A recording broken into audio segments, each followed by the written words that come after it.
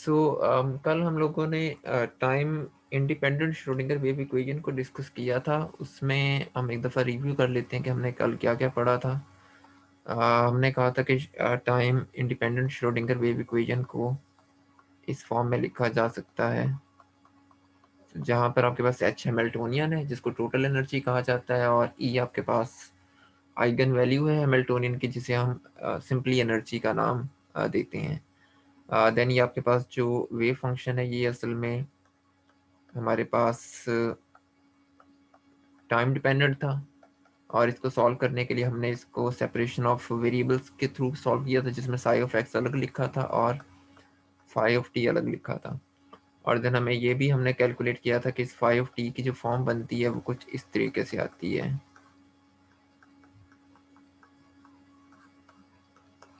Minus एटा E T over H बार, यानी इसके अंदर एक एक्सपोनेंशियल का फैक्टर आता है जो कि कॉम्प्लेक्स नंबर है ऑलरेडी। सो हैमिल्टन, और इसके अलावा हमारी एक फॉर्म ये थी कि हमने इसी इक्वेशन को इस फॉर्म में भी लिखा था, minus H bar square by 2m partial square by partial x square plus v of x psi of x is equal to ex e psi।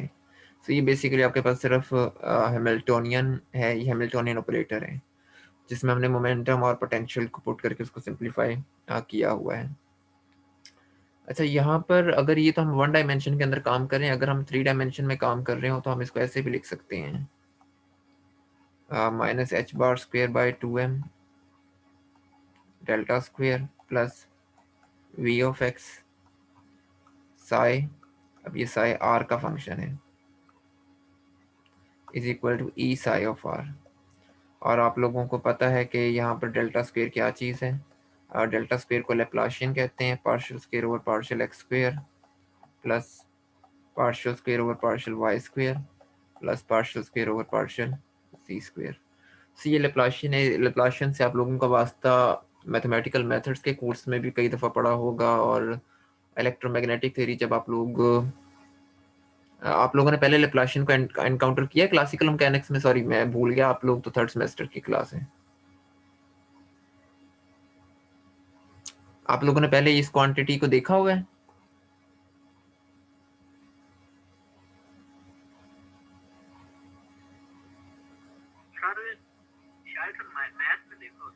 हाँ, ये मैं अगर फिजिक्स के किसी कोर्स में नहीं देखा तो कैलकुलस में इसको किया होगा। अब मेरे जेहन से निकल गया, मैं समझा आप लोग 7th सेमेस्टर में हम लोग ये चीज़ें कर रहे हैं। मैं थोड़ी सी वजाहत कर देता हूँ इस चीज़ की। हम लोग ना आमतौर पर एक ऑपरेटर इंट्रोड्यूस करवाते हैं डिफरेंशियल ऑपरेटर के नाम से। थोड़ी सी वजाहत कर देता हूँ इसकी, ये आप लोगों का आगे इससे बार बार वास्ता पड़ता रहेगा। सो ये इसके ऊपर वेक्टर का साइन लगाएं या ना लगाएं इससे फर्क नहीं पड़ता। इसको डेल ऑपरेटर भी कहा जाता है, और इसका जो एक लेस कॉमन नेम है वो नेबुला भी है। इसको डिफाइन हम इस तरीके से करते हैं, पार्शियल ओवर पार्शियल एक्स आई hat plus partial over partial y j hat plus partial over partial z k hat. तो अगर आप इसका, ये चूंकि एक वेक्टर क्वांटिटी है, इसका दो दफा आपस में इसको मल्टीप्लाई करें तो ये डेल्टा स्क्वायर बन जाएगा, partial over partial x I up to पर जाके जितनी भी टर्म्स आ रही होंगी डॉट एक्स आई हैट प्लस डॉट आगे जितनी भी टर्म्स आ रही होंगी। तो जब आप इसे मल्टीप्लाई करते हैं तो ये असल में आपको सेकंड डेरिवेटिव देता है। इससे हम लोग नाम देते इसको लैप्लाशियन ऑपरेटर का नाम देते हैं। ये जो डेल्टा स्क्वायर है इसको लैप्लाशियन कहा जाता है।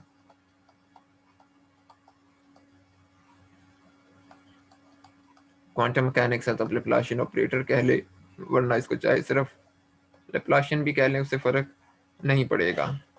जब हम 3D में काम कर रहे होते हैं तो हम सिर्फ एक डेरिवेटिव को इस्तेमाल नहीं कर रहे होते, जैसे यहाँ तो हमने एक डेरिवेटिव के अंदर इक्वेशन लिखी है। डेल्टा स्क्वायर का मतलब है कि ये तीन इक्वेशंस हैं। पार्शियल स्क्वायर, एक तो ये वाली इक्वेशन आ जाएगी, दूसरी इक्वेशन आएगी plus partial square by partial Y square plus V function होगा वाई का, साई फंक्शन होगा वाई का।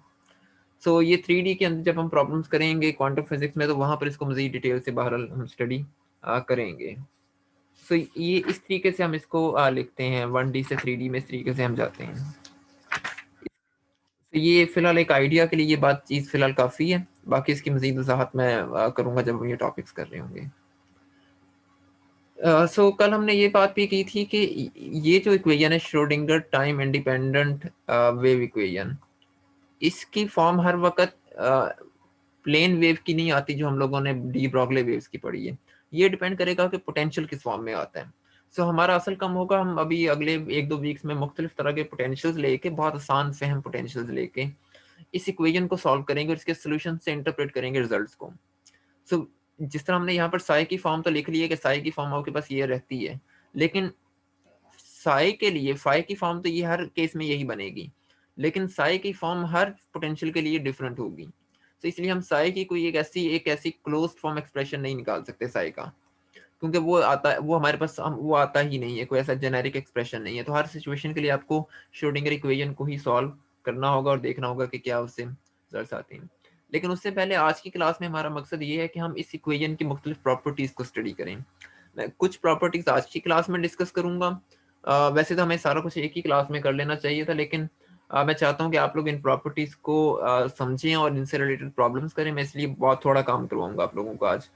देन उससे लास्ट क्लास में हम जाके कुछ थ्योरम्स को डिस्कस करेंगे और फिर हमारा ये फॉर्मुलिज्म वाला काम पूरा हो जाएगा। देन जितना भी कोर्स बाकी रह जाएगा उसमें हमने सिर्फ श्रोडिंगर इस इक्वेशन को सॉल्व करना होगा। हम डिफरेंट तरह के वी सपोज करेंगे हर क्लास में, और देन उससे रिलेटेड प्रॉब्लम्स को, और उसके लिए साई कैलकुलेट करेंगे। साई कैलकुलेट कर लेंगे तो फिर हम ई भी कैलकुलेट कर सकेंगे। हमारा असल में मकसद यही है अब इस कोर्स का। अब हम ये देखते हैं कि मैंने ऊपर लिखा हुआ है स्टेशनरी स्टेट्स। हमें स्टेशनरी स्टेट्स का कॉन्सेप्ट यहाँ से कैसे पता लग रहा है? और आपको याद होगा बोहर की एटॉमिक थ्योरी भी यही कहती है कि एटॉमिक स्टेट्स स्टेशनरी स्टेट्स होती हैं। उसको देखने के लिए हम स्टार्टिंग पॉइंट हम लेते हैं अपने कंप्लीट वेव फंक्शन को। आपने इस वेव फंक्शन को लिखा है psi of X phi of T. आप इसको ऐसे भी लिख सकते हैं।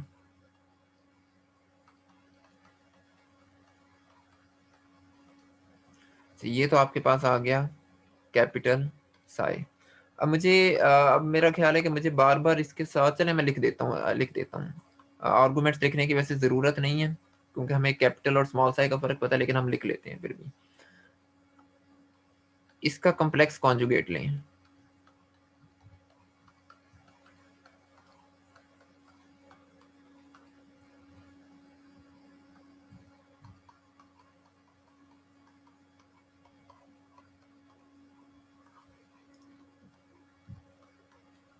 ये बन जाएगा,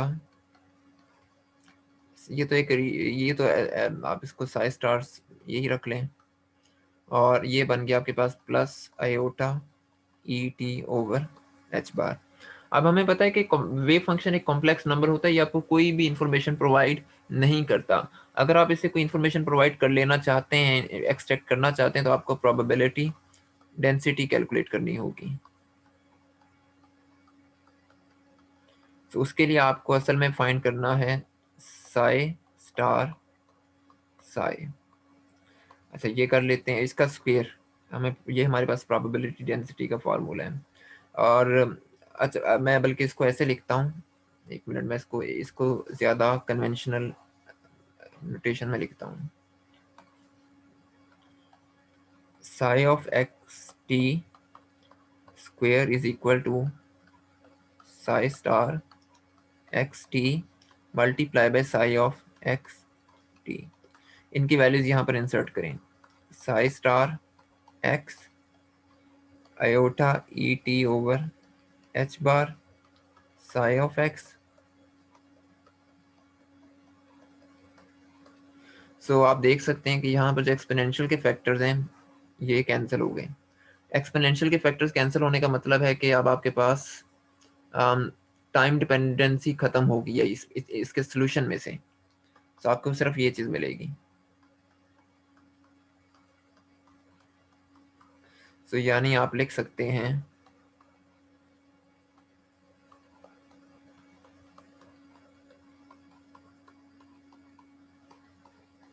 तो आप देख सकते हैं कि इसका जो सोल्यूशन आ रहा है उसके अंदर टाइम डिपेंडेंसी का फैक्टर नहीं है, सो प्रोबेबिलिटी डेंसिटी टाइम के ऊपर डिपेंड नहीं कर रही। यही वजह है कि इन स्टेट्स को स्टेशनरी स्टेट्स कहा जाता है।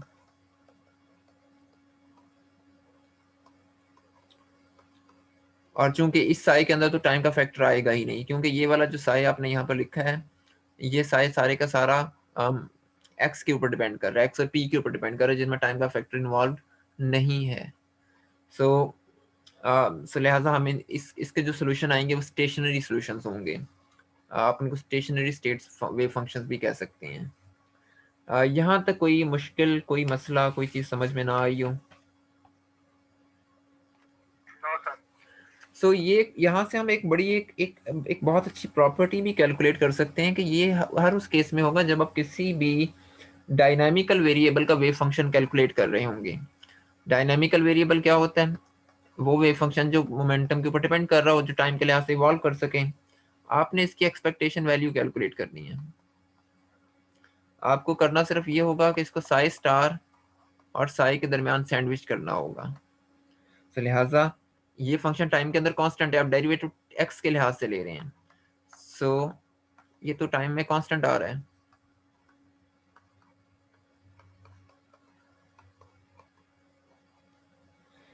इसका मतलब ये हुआ कि एक्स की जो एवरेज वैल्यू है ये टाइम में कांस्टेंट है।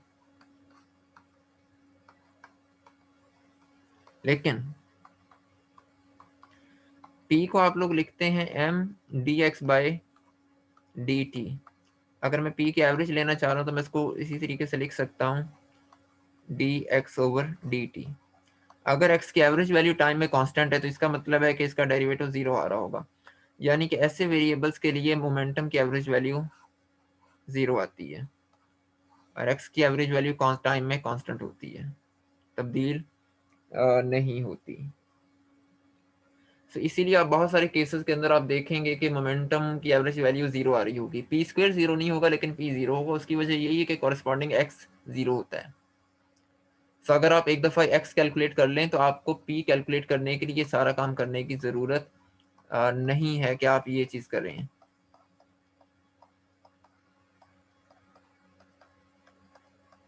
आपको ये सब कुछ कैलकुलेट करने की जरूरत नहीं, आप उसका सिर्फ टी के लिहाज से डेरिवेटिव लें और उसको हमसे मल्टीप्लाई कर दें, आपको डायरेक्ट पी के एक्सपेक्टेशन वैल्यू भी मिल सकती है। बाय द वे ये जो चीज़ है इसको ये एरनफेस्ट थ्योरम की एक ये जिसकी मैं कल बात कर रहा था, ये एरनफेस्ट थ्योरम की एक फॉर्म है। डेफिनेटली ये जीरो वाली नहीं, ये चीज़ इसको हम किसी वक्त डिस्कस करेंगे, इसकी फिजिकल सिग्निफिकेंस। क्लियर है यहाँ तक? कोई इशू, कोई मसला इसमें?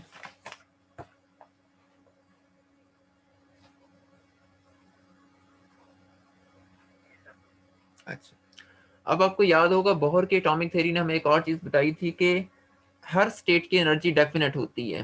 हर स्टेट की कोई फिक्स अमाउंट ऑफ एनर्जी होती है, उसके अलावा कोई और एनर्जी नहीं ले सकते। अभी हम ये देखते हैं कि ये जो Schrodinger time independent wave equation है, ये भी आपको यही कहती है कि जो स्टेशनरी स्टेट्स हैं इनकी एनर्जी डेफिनेट होगी, टोटल एनर्जी होगी।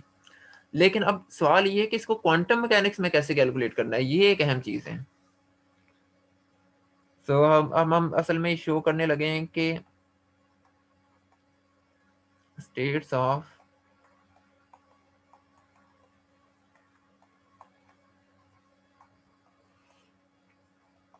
डेफिनेट टोटल एनर्जी के, जो हम जिन स्टेट्स को सारे रिप्रेजेंट कर रहे हैं उनकी एनर्जी डेफिनेट होती है। इसके लिए आपको कहाँ से स्टार्ट लेना पड़ेगा? स्टार्टिंग पॉइंट हमारा time independent Schrodinger wave equation ही होगी। और ये क्या है? H psi is equal to E psi. अगर हम किसी तरीके से ये साबित कर दें कि इसके स्टैंडर्ड डेविएशन जीरो के बराबर है, तो इसका मतलब है कि एनर्जी के अंदर कोई स्प्रेड नहीं आ रहा, एनर्जी के अंदर कोई अनसर्टेनिटी नहीं है, आपके पास एनर्जी की आइगन वैल्यू सर्टन है। इसका मतलब है कि वो स्टेट किसी डेफिनेट एनर्जी स्टेट के अंदर होगी, किसी डेफिनेट एनर्जी को पोजेस कर रही होगी। तो हमें सबसे पहले इस ऑपरेटर की एक्सपेक्टेशन वैल्यू कैलकुलेट करनी है। और चूंकि एक्सपेक्टेशन वैल्यू तो सिर्फ एक नंबर होता है, तो लिहाजा मैं इसलिए जब भी यहाँ पर ये चीजें लिखता हूँ तो मैं इनके ऊपर ऑपरेटर का साइन नहीं डालता हूँ।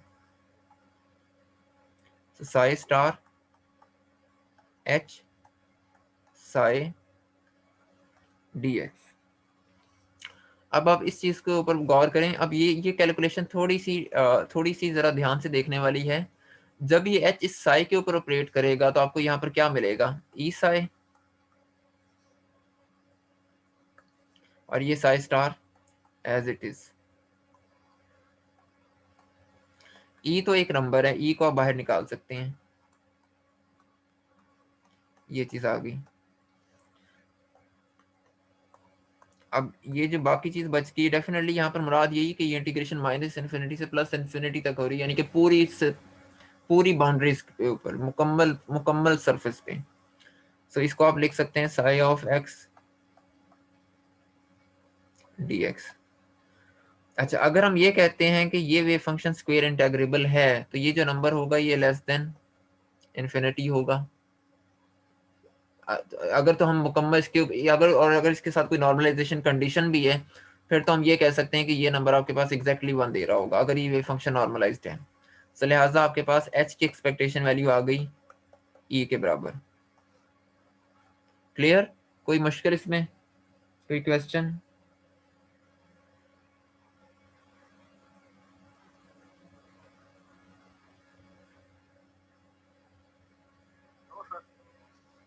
okay. अब आप कैलकुलेट कर लें एच स्क्वायर की expectation value. Sai star H square Sai D x.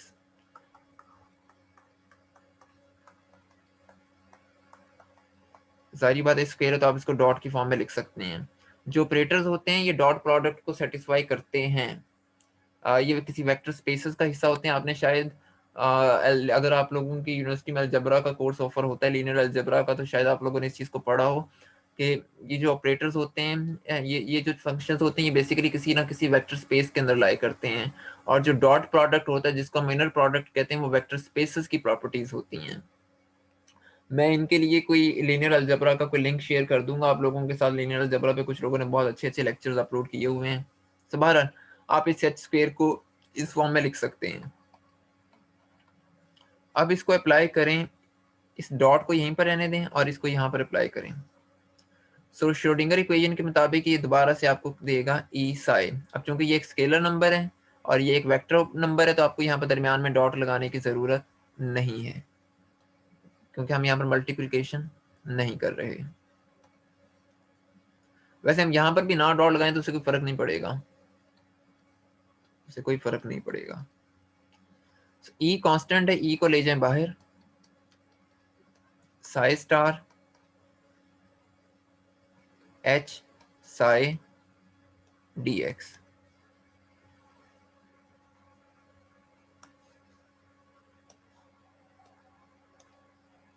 ये दोबारा से आपके पास ये बन गया ई साई स्टार ई साई डी एक्स। अगेन ई को बाहर ले जाएं।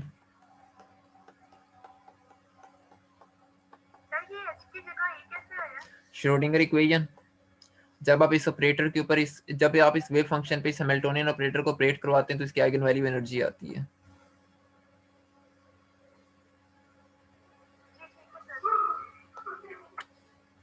सो ये बन गया ई स्क्वायर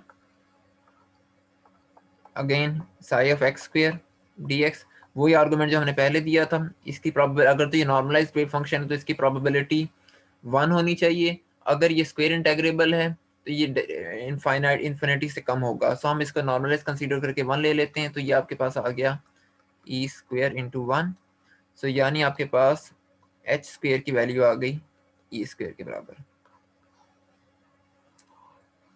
अब आप कैलकुलेट कर सकते हैं इसके अंदर इसकी अनसर्टेनिटी। आपने ये चीज़ कैलकुलेट करनी है। सिग्मा एच हम स्क्वायर लगा लेते हैं ताकि हमें स्क्वायर रूट ना लगाना पड़े। सो ये बन गया एच स्क्वायर, जो हमारे पास फार्मूला इसका है। ये तो वैल्यू वैसे ही आपके पास ई स्क्वायर के बराबर आ रही है और ये ई का स्क्वायर बन जाएगी। सो आपके पास ये चीज़ 0 के बराबर आ रही है, यानी इसके अंदर डिस्पर्शन 0 के बराबर है। अब अगर आपके पास, अब इस बात को ज़रा ध्यान से देखिएगा कि इसका फिजिकल मतलब क्या बन रहा है। सो आप अगर हम कहते हैं कि किसी एक पार्टिकल की वेव आपके पास कुछ इस फॉर्म में आ रही थी,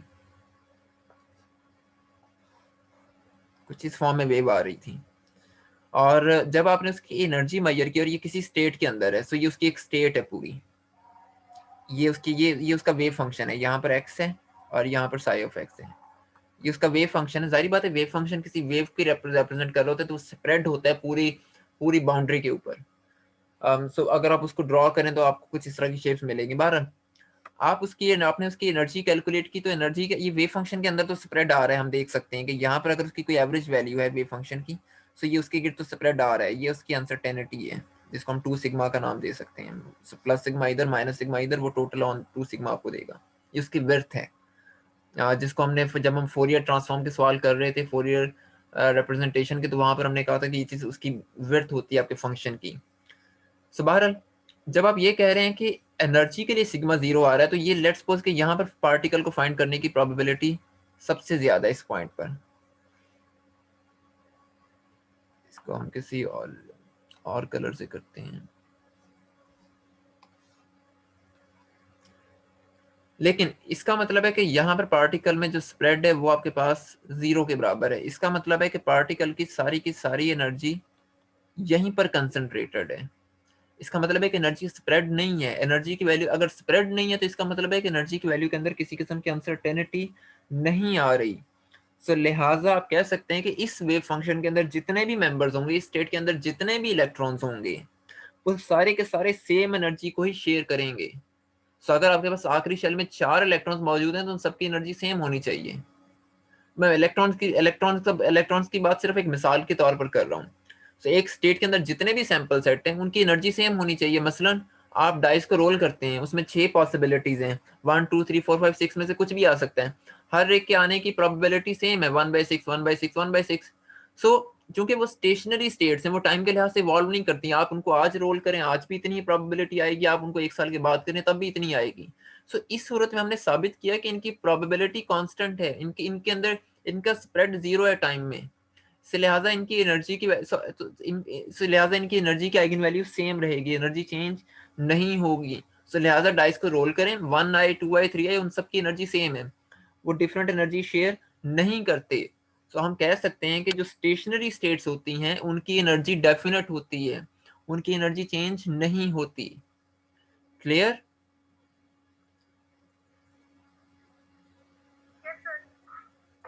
सो हम कह सकते हैं कि इसका मतलब ये है कि इससे फिर आप एक और चीज भी इसका मतलब है क्या हुआ। अब इसको एक और तरीके नजर से देखें, इसी बात को। हमने ये सारा काम किया, यहां से स्टार्ट किया है। आपने ये कहा कि साई एक स्टेशनरी स्टेट है, आप उसके ऊपर किसी ऑपरेटर को अप्लाई कर रहे हैं, तो यहां पर जो आइगन वैल्यू आ रही है ये डेफिनेट है, आइगन वैल्यू के अंदर अनसर्टेनिटी नहीं होती, ऐसे ही है।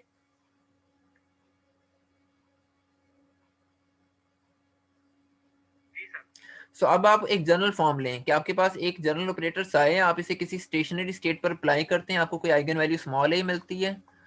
अब इस ये जो आइगन वैल्यू होगी, क्या ये स्टेशनरी होगी, ये डेफिनेट होगी?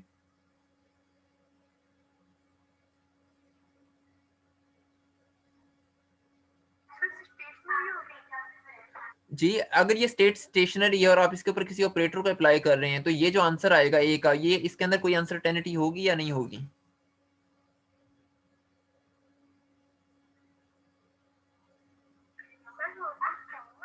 लेकिन यहाँ तो आपने साबित किया है कि अगर ये स्टेशनरी स्टेट और आप इसके ऊपर इस ऑपरेटर को अप्लाई करें तो ये डेफिनेट आता है। ई के अंदर अनसर्टेनिटी नहीं है क्योंकि सिग्मा एच आपका 0 है।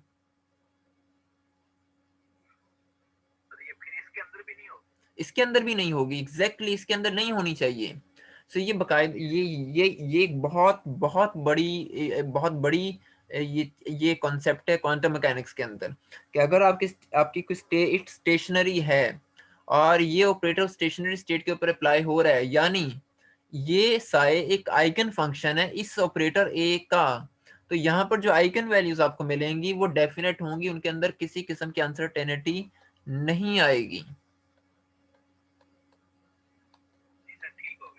इसको इसको एक इस अभी अब आप लोगों को मैं 1-2 मिनट दे रहा हूँ, इन बातों को दोबारा से सोचें। इनके अंदर इसमें अगर कोई भी मसला आ रहा है तो उसको अभी क्लियर करें। अगर आपको ये ऑपरेटर्स वाली चीजें समझ नहीं आई या आपने इसको क्लासिकल मैकेनिक्स की तरह ट्रीट किया कि हम बाद में इनको कर लेंगे, बिलीव मी ये आपको बाद में नहीं समझ आएंगी। ये बहुत कंफ्यूजिंग चीजें हैं। इनका कॉन्सेप्ट और इनकी कैलकुलेशन करने का तरीका क्लासिकल मैकेनिक्स से या बाकी मैथमेटिक्स से मुकम्मल डिफरेंट है। इस तरह की कैलकुलेशन आप किसी दूसरे सब्जेक्ट में नहीं करेंगे जो हम यहाँ पर कर रहे हैं। और ये इस चीज का ध्यान रखें कि यहाँ पर आपने सिर्फ ये इसको सिर्फ डॉट की फॉर्म में नहीं लिखा, इसके पीछे एक पूरी एक फिजिक्स है। ये एक बिल्कुल डिफरेंट चीज है उस डॉट प्रोडक्ट से जो आप लोग स्केलर प्रोडक्ट के लिए पढ़ते हैं। या आपने एच साई को ई साई से सिर्फ रिप्लेस नहीं किया, ये पीछे एक पूरा मैकेनिज्म आपको समझ आनी चाहिए कि ऐसा क्यों हो रहा है। आप यहाँ पर ये नहीं लिख सकते अगर अगर ये स्टेशनरी स्टेट ना हो और इस एच की आइगन वैल्यू एनर्जी ना हो। तो ये सारी चीजें आप लोगों को मुकम्मल क्लियर होनी चाहिए इसमें विदाउट एनी डाउट। इस पे सोचें 1-2 मिनट और फिर मुझे बताएं कि अगर कोई भी पॉइंट कंफ्यूज कर रहा है तो हम डिस्कस कर लेते हैं उनको दोबारा।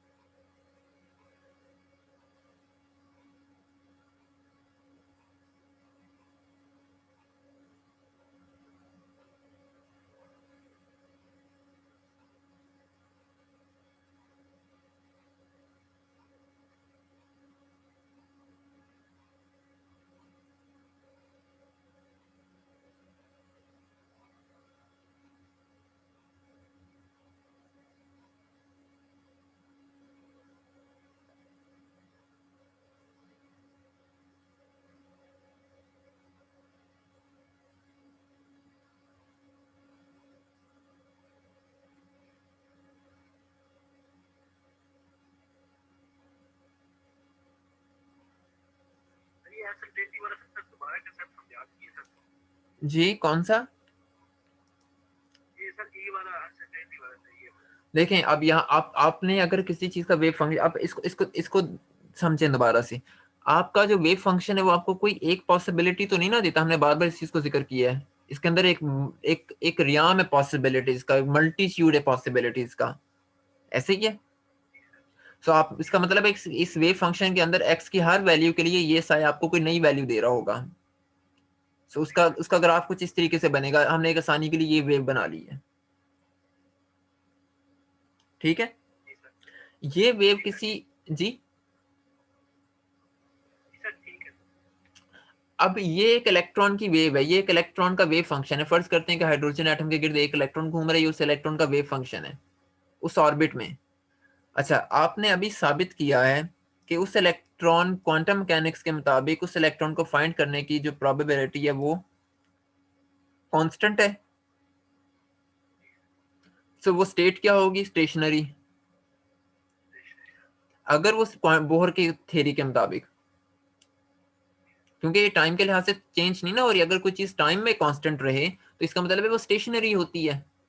स्टेशनरी का मतलब ये नहीं होता कि वो एक्स में भी कांस्टेंट है, ये चीज याद रखें। ये टाइम की बात हो रही है कि वो टाइम इंडिपेंडेंट है। बोहर की थ्योरी में टाइम नहीं आता।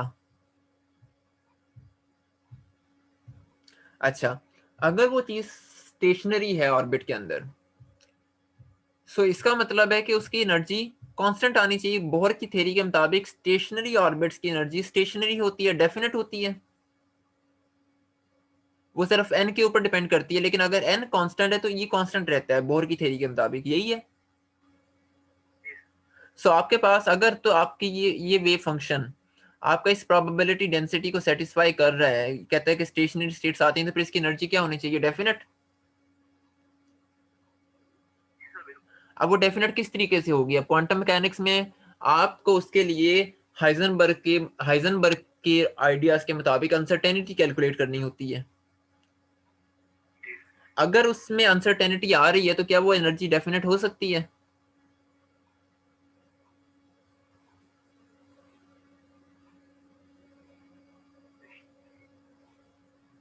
जी अगर किसी चीज में अनसर्टेनिटी है तो क्या वो डेफिनेट हो सकती है?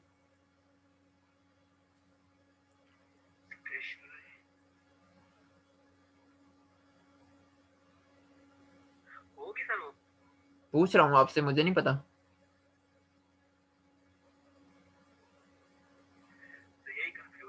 देखें, डेफिनेट का मतलब क्या है कि जिस चीज में कोई शक व शुबे की गुंजाइश ना रहे, ऐसे ही है। आपको मुकम्मल पता है क्या आंसर आना है, लेकिन अगर उसमें अनसर्टेनिटी है तो इसका मतलब है कि कोई ना कोई शक व शुबा मौजूद है, कोई ना कोई गुंजाइश मौजूद है किसी और चीज के आने की। तो जब आप कह रहे हैं कि उस स्टेशनरी स्टेट की एनर्जी डेफिनेट है, तो फिर तो आपने कह दिया कि उस पहले ऑर्बिट की एनर्जी -13.6 इलेक्ट्रॉन वोल्ट ही रहेगी, कोई और नहीं आ सकती। अच्छा, तो अगर मैं कहता हूं कि नहीं उसमें अनसर्टेनिटी मौजूद है, तो फिर क्या ये एनर्जी आने के 100% चांसेस हैं? हाँ, तो अब आपको क्या करना पड़ेगा, आपको उस एनर्जी की अनसर्टेनिटी चेक करनी पड़ेगी। ऐसे ही है कि उसमें अनसर्टेनिटी 0 आती है या नहीं आती। लेकिन क्वांटम मैकेनिक्स में एनर्जी डायरेक्टली हमारे पास नहीं होती। क्वांटम मैकेनिक्स में अगर आपने किसी भी डायनामिकल क्वांटिटी को, किसी भी फिजिकल क्वांटिटी को कैलकुलेट करना है, तो आपको क्या करना पड़ता है, ऑपरेटर्स को डिस्कस करना पड़ता है। अब एनर्जी एनर्जी एक फिजिकल वेरिएबल है, लेकिन इसके साथ कोई ऑपरेटर एसोसिएटेड होगा। वो ऑपरेटर कौन सा है?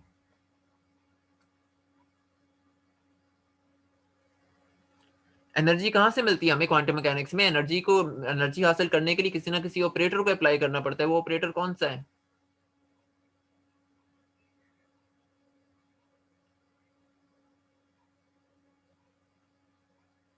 जी।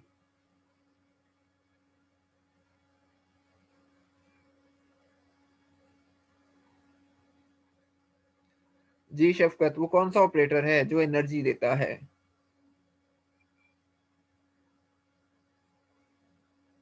Anybody else?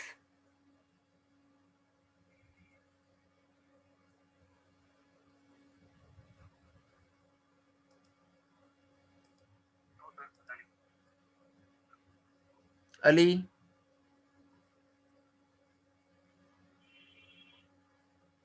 Ali Ijaz?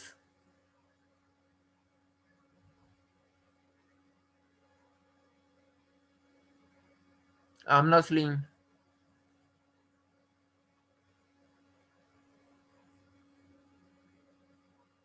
Hafiza Sadia?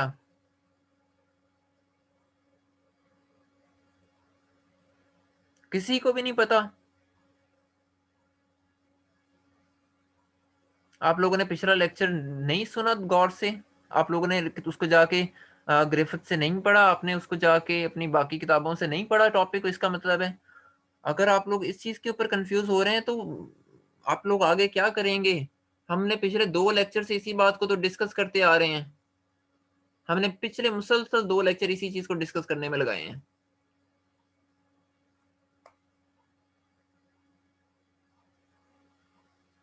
Guys, आप लोग नहीं घर जाके पढ़ते, मैं आपको लिख के देने को तैयार हूँ। आप लोग नहीं कोर्स पढ़ रहे हैं। मुझे बहुत ये सुन जा देख के अजीब लग रहा है कि आपको यही नहीं पता कि एनर्जी कैसे कैलकुलेट करते हैं, एनर्जी कहाँ से मिलती है क्वांटम मैकेनिक्स में। और हमने पिछले 2 लेक्चर्स 2 हफ्ते ऑलमोस्ट इसके ऊपर लगाए हैं। ये तीसरा लेक्चर उसी चीज की कंटिन्यूशन को।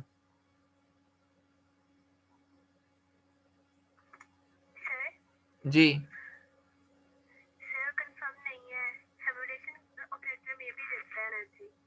इसमें अब मे बी वाला चक्कर क्यों आ रहा है, पहले मुझे ये बताएं। और ये सिर्फ एक जवाब आया इस क्लास में से।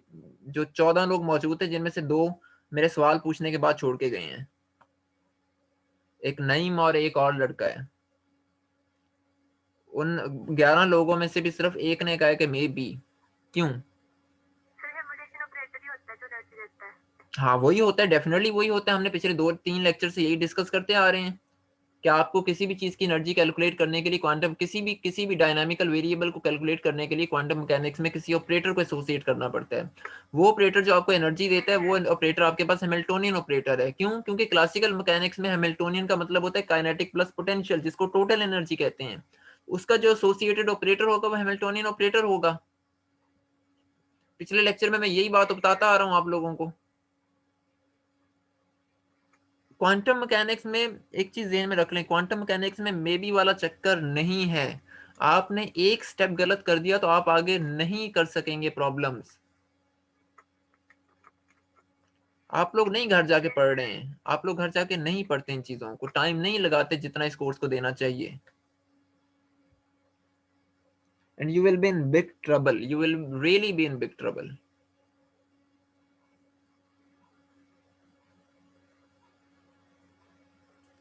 शफकत, ये चीजें बहुत ज्यादा इंटरकनेक्टेड हैं। आपने अनसर्टेनिटी वाला सवाल किया। अब अगर आपको यही नहीं पीछे से पता होगा कि हम अनसर्टेनिटी कैलकुलेट क्यों कर रहे हैं, तो आगे तो पढ़ने का फायदा ही नहीं है।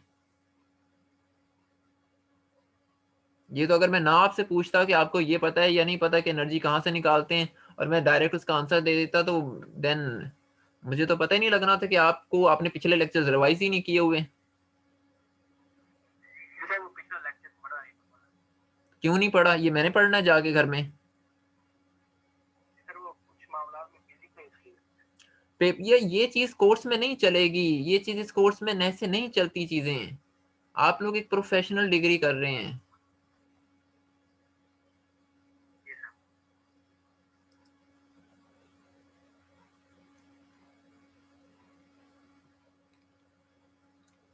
क्लास में अनाउंस करें नेक्स्ट वीक आप लोगों का वाइवा होगा। आधी क्लास का सैटरडे को होगा, आधी क्लास का नेक्स्ट मंडे, नेक्स्ट ट्यूसडे को वाइवा होगा।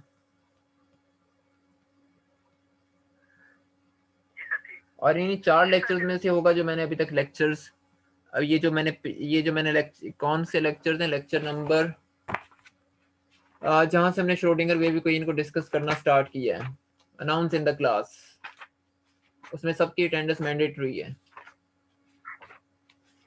सो लेक्चर नंबर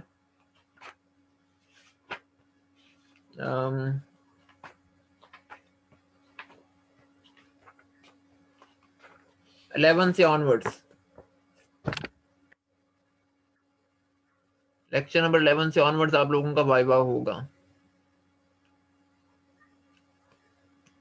और आप लोगों के देन वो ग्रेडेड वाइवा होगा। वो ग्रेडेड वाइवा होगा, उसमें उसमें ना आने की या ना पढ़ने की कोई गुंजाइश नहीं है। ये तो बहुत बहुत हैरान कुन बात है कि आप लोगों को कुछ नहीं समझ आ रही कि हम क्या कर रहे हैं क्या नहीं कर रहे इसमें। सो इस सवाल का फिर जवाब देने का फिलहाल कोई फायदा नहीं है कि यहाँ पर साई ऑफ एच जीरो आने का क्या मतलब है। साई सब एच जीरो आ रहा है तो ये क्या, sorry, sigma sub H zero आ रहा है तो ये आपको क्या बता रहा है? जब तक आपको यही नहीं पता होगा कि ये चीज, ये इस आइगन वैल्यू में और इस आइगन फंक्शन में और इस ऑपरेटर में क्या फर्क है। मैं फिलहाल रिकॉर्ड, अच्छा, अभी एक चीज और क्लियर कर लेते हैं। अभी पता लग जाएगा कि आप लोगों ने पिछले हफ्ते के लेक्चर को भी पढ़ा था या नहीं पढ़ा था ऑपरेटर्स को जाके किताबों से। मैंने ये चीज लिखी है साई स्टार एच साई, और मैंने इसको कह दिया साई स्टार ई साई, क्योंकि मैंने इस साई को इसके ऊपर अप्लाई किया तो मेरे पास ये आ गया। अच्छा, अगर मैं ये काम करूं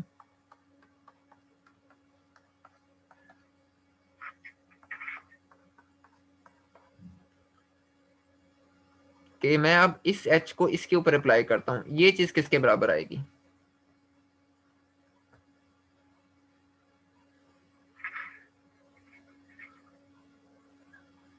रिमेंबर, एक चीज ध्यान में रखें कि H psi is equal to E psi, but psi H is not equal to E psi. क्यों? क्योंकि हमने पढ़ा था कम्यूटेटर की डेफिनेशन क्वांटम मैकेनिक्स में होल्ड करती है। सो क्वांटम मैकेनिक्स में A B is not equal to B है। जी, अब क्या चीज बनेगी?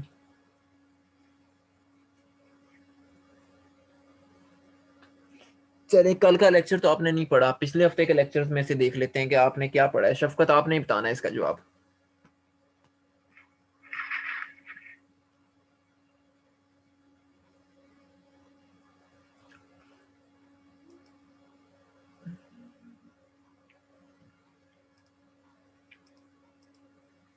अली जाज,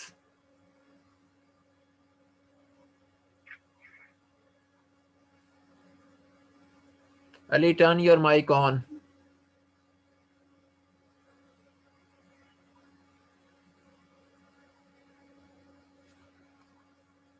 अगर आपने माइक ऑन नहीं करना फिर मैं आपको क्लास से रिमूव कर देता हूँ।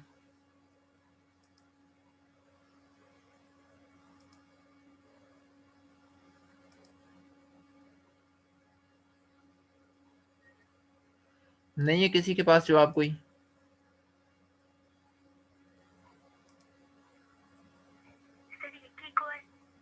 क्यों? ये तो बराबर इसके नहीं है ये चीज, तो क्यों?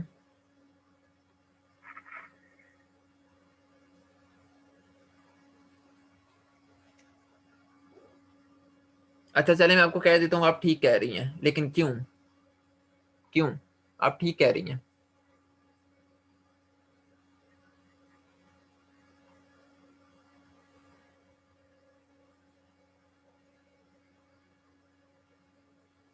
असल में यहाँ पर आना है ई स्टार, क्योंकि आप इसको साइज स्टार पे अप्लाई कर रहे हैं।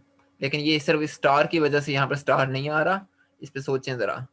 लेकिन चूंकि रियल नंबर है, स्केलर नंबर के सो बेसिकली किसी स्केलर नंबर का मॉडुलस उसके बराबर ही होता है, लिहाजा ये अभी भी ई सा ही रहेगा। इट डजंट मैटर कि मैं इसको कहाँ पर अप्लाई कर रहा हूँ, स्टिल दिस थिंग। उसकी वजह यही है कि E star is equal to E. हाँ लेकिन psi star is not equal to Sai.